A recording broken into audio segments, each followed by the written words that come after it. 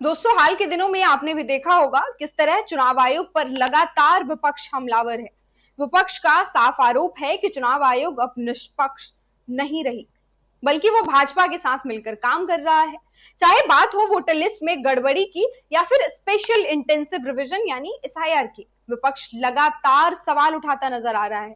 बार बार ये कहा जा रहा है कि बिहार में जो एसआईआर यानी स्पेशल इंटेंसिव रिवीजन की प्रक्रिया चल रही है, उसका इस्तेमाल धर्म और जाति के नाम पर राजनीति करने के लिए किया जा रहा है। विपक्ष का कहना है कि एसआईआर के नाम पर कुछ समुदाय विशेष को टारगेट किया जा रहा है और इसे घुसपैठियों को हटाने के बहाने से इस्तेमाल किया जा रहा है। अब जरा समझिए, एसआईआर यानी स्पेशल इंटेंसिव रिवीजन, यह एक ऐसी प्रक्रिया है जिसमें वोटर लिस्ट की दोबारा जांच होती है, नए नाम जोड़े जाते हैं, फर्जी या फिर जो दोहराए गए नाम होते हैं उसे लिस्ट से हटाया जाता है। लेकिन इस बार जब बिहार में एसआईआर शुरू हुआ तो माहौल ही कुछ अलग बन गया। विपक्ष का आरोप था कि इस पूरी प्रक्रिया में भाजपा और चुनाव आयोग की मिली भगत है। इसके जरिए धर्म विशेष के लोगों के वोट काटे जा रहे हैं। अब जब इतने गंभीर आरोप लगे तो यह उम्मीद की जा रही थी कि चुनाव आयोग साफ साफ जवाब दे, लेकिन हुआ इसका उल्टा। और अब जब चुनाव आयोग से घुसपैठियों को लेकर प्रेस कॉन्फ्रेंस के दौरान सवाल पूछे गए तो chief election commissioner Gyanesh Kumar सवालों के जवाब देने से खुद को बचाते हुए नजर आए।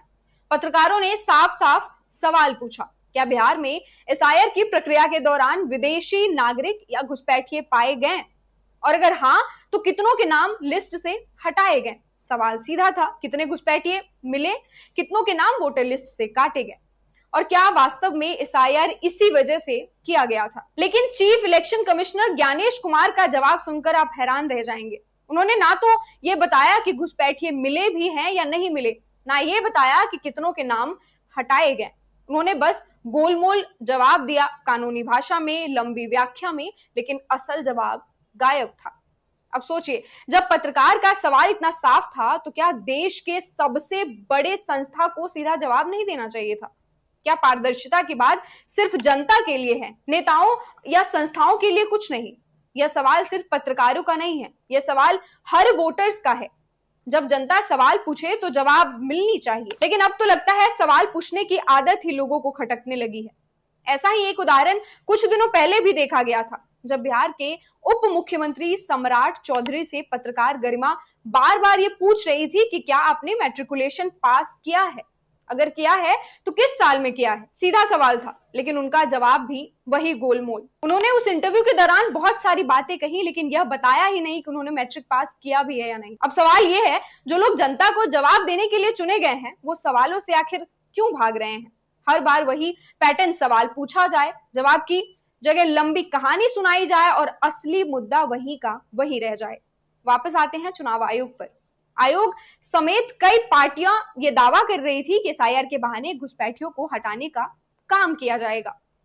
तो अब जब चुनाव आयोग से पूछा गया कि कितने विदेशी नागरिक मिले, कितनों के नाम हटाए गए, तो क्या आपको नहीं लग रहा अगर आयोग के पास ठोस डेटा मौजूद है तो वो गर्व से यह बता दे कि इतने विदेशी नागरिक मिले और इतने नाम हटा दिए गए? लेकिन अब जब जवाब नहीं मिला तो शक गहरा रहा है।